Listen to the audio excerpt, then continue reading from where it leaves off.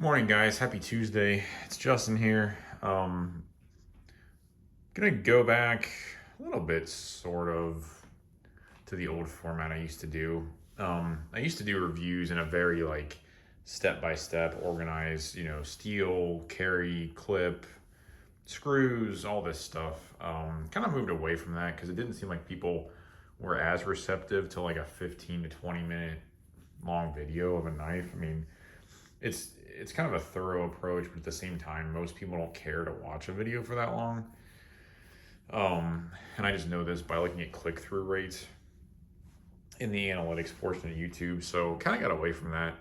This video, I want to move back toward that somewhat, but not to the level of where I was at before. This is still kind of a my thoughts type video, and I'll label it as such. But yeah, it'll have a little bit more of a traditional format where I talk about the clip, talk about the steel, the carry, stuff like that. So this is the CRKT Provoke. This is based off of a Joe Caswell design, and he invented this style of, is it a kinetic mechanism? I can't remember the exact term that he calls it, but essentially this does not have any assist or anything. You basically just push at the back of the knife here, and the Karambit, it's a Karambit style, as you can see with the loop here and the hawkbill blade, but it essentially just indexes out and then it locks open via this lock here. I don't know if you saw that move into place. It's a little bit tricky to manipulate under a camera, but it's a really interesting and unique design. Probably the most unique design I've seen since I've been in the knife community. But yeah, you can see here the back, there's some jimping there, and you just push this with your thumb while you hold the loop with your index finger. There's a little bit of resistance here. The detent is dictated by the lock. So the lock sort of shifts when you push it. I'm not sure. I think the detent's probably under here somewhere. But you push this and then just continue pushing until it eventually, and you'll see this lock engage. And now the blade's locked open and you can use it as a traditional Karambit in a reverse grip, as you can see here. This is a really, really cool knife. I remember when the Kickstarter was announced for this, and you can see here, Joe Caswell's mark there. But I remember when the Kickstarter was announced for this, and I wanted to get in on the original launch. That's how Caswell Knives sold these, was through Kickstarter. I wanted to get in on that, but I missed that, and I don't remember why. I think I just wasn't paying close enough attention to it or whatever. But yeah, I missed that one. And those were made, I'm not sure who made those, but the steel was different. So these come in D2 steel, coated steel. And I don't know if it says it up here. I don't think it says it, but yeah, these come in D2 steel. The originals came in 3V. It doesn't really matter for the purposes of what you'll be using this for. Probably not. But the design itself was pretty much identical. Of course, CRKT, they're making these overseas, and they're able to a much further extent implement manufacturing controls and cost cutting just by means of production quantity, stuff like that. So I think the original one was around $500, and the Provokes here are around $200, although they recently released some plastic polymer Provokes, and those are only about 90 bucks, maybe 100 bucks. So a lot more reasonable. I have handled one of those and I wasn't overly impressed. This one is steel, and it's really, really smooth. You can see there, it has a very smooth action. And then if I simply depress, the lock disengages by pushing it down like this.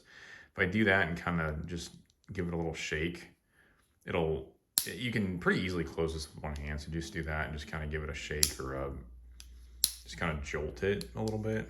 I don't know if that's a good word, but the polymer one I remember did not open and close nearly as smoothly. I don't know, maybe it required some break-in period or whatever. But so yeah, this was based off of a Caswell Knives design. And it came out, I don't know, a few years ago. The Provokes here came out maybe a couple years ago. And I picked this one up a year ago or so. And I've had it, just haven't made a video on it. But yeah, so that's kind of the history, a little bit of the history. That's the opening mechanism. And you can see here the two arms are they hold the blade entirely. And it's just a very, very unique, sorry, I keep putting it over to the right there. Very unique, interesting design that, you know, was really pretty refreshing for the knife industry at the time. I don't know. I mean, titanium frame lock flippers, they're nice knives, but everybody does them. Everybody has them. And it's just, you know, it's like anymore, who's the company going to be that releases the next one? It just gets a little bit old in my opinion. So it's nice to see unique designs like this. So yeah, that's how you open and close it. As I said, it is pretty easy to close with one hand. And when it's open, it's just like a traditional karambit, so you can reverse grip it and use this for rotating the knife in your hand. I'm not super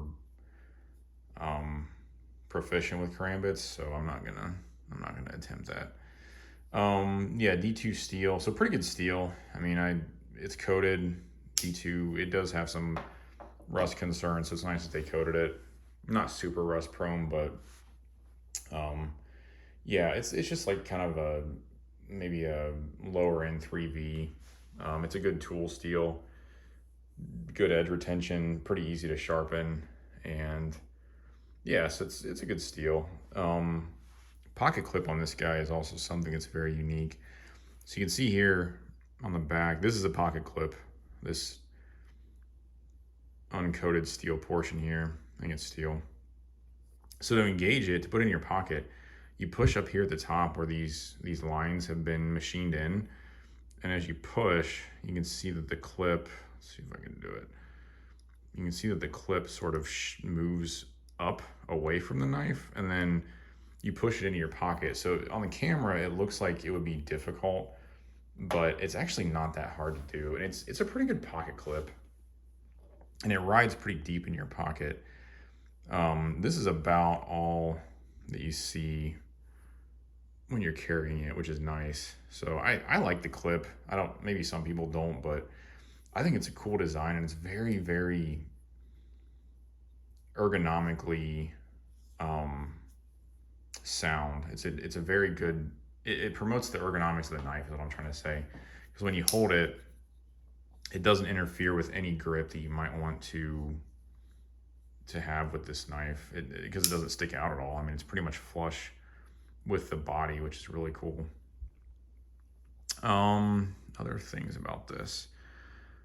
So yeah, Caswell design, D2 steel, has a unique pocket clip that's basically hidden in the body of the knife. It is a karambit style. The blade stock is pretty thick, so you can see here. I don't know what the exact thickness is. It's probably, you know, I don't know. I wouldn't want to venture a guess, but it's pretty thick back here. And I think the idea is it's a karambit knife. I mean, it needs to be pretty robust. Being that style of a knife, if you're going to fight with it or defend yourself with it or just use it for everyday tasks, they're, typically known for being a pretty tough knife design. So it makes sense that it would be that thickness. Disassembly, I've never taken this apart, and I don't know if I will or not.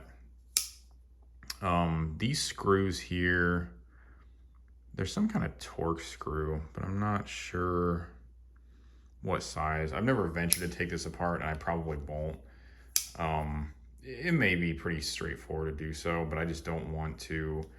The mechanism is super smooth right now, and I just don't really want to mess with it. So I probably won't take it apart. If you're somebody who just has to take your knives apart, I probably wouldn't recommend that aspect of this. It's not going to be like a Chris Reeve or something that's that familiar of a design, that straightforward.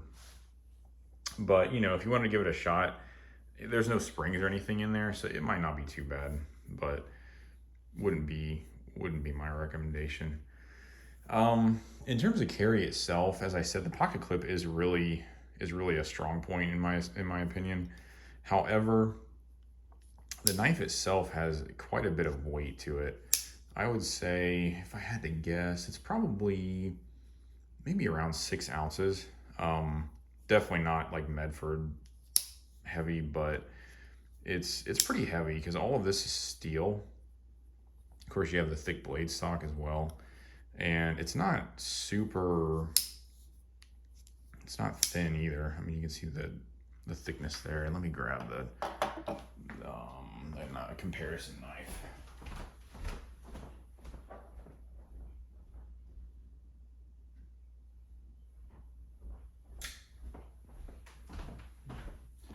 So the ZT is actually put away, but compared to a Strider SNG, which you're probably familiar with. I'm trying to do that so I don't cut myself. So there's kind of a comparison in terms of length. So it's it's shorter. It's a fairly short knife, but looking at thickness, I mean it's pretty significantly thicker than the SNG. And the SNG is not a thin knife itself, so it does carry pretty large in the pocket, and it is heavy because this has titanium as well, whereas I don't believe this has any titanium on it. So yeah, you're gonna feel this in your pocket, but that's okay. I don't carry anything else in my right pocket with my knife typically anyway, so it doesn't really bother me. But if you're somebody who cares about that, it matters to you, you wear a lot of gym shorts or dress slacks, whatever, might want to consider that. This is definitely a heavy knife. So, and then I think the last thing I want to talk about is build quality. CRKT, it's depending on which one you buy, it can be hit and miss. This one is probably the nicest CRKT that I've handled. It seems really well made. The tolerances seem nice and tight. The action is very, very smooth, as you can see as I fidget with it. I don't know if I think I did put a little bit of oil on the pivots or on the rotating points, but not much. And that was only when I originally got it. But yeah, build quality is really, really strong on this. So if the CRKT badge, turns you off a little bit, certainly don't worry about that with this one. And I haven't heard of any specific quality issues with these either. So the blade grind as well is nice and even, very, very sharp. So that's good too. And then price, these are about $200, as I mentioned. So I think overall a good deal. So yeah, that's the CRKT Provoke. I don't really have anything else to talk about. I guess I'm at 14 minutes here anyway. But if you guys have any questions or comments, certainly drop them below. Is this a knife I would recommend? I think it depends on what style of knife you like. If you like a traditional style like the Strider or Chris Reeve or whatever, I probably wouldn't recommend it. I mean, it's heavier, wider, and it's, you don't really get much cutting length for the size of the knife. It's probably, I don't know, maybe 2 inches. But, if you like unique knives, if you like Karambits, I would definitely recommend it, especially at $200 because the quality is there. The materials are there, and it feels very solid and weighty in the hand, which is nice, and it's pretty fun to fidget with too. So anyway, that's just my thoughts on the CRKT Provoke. A little bit more of a traditional review style. And yeah, thanks for watching. If you guys would please leave a like, that'd be appreciated. And please subscribe to my channel if you haven't. I have a lot of other knife videos, just different thoughts on knives and mail calls and stuff like that. So anyway, enjoy the rest of your Tuesday, and we will talk to you on the next one. See you guys.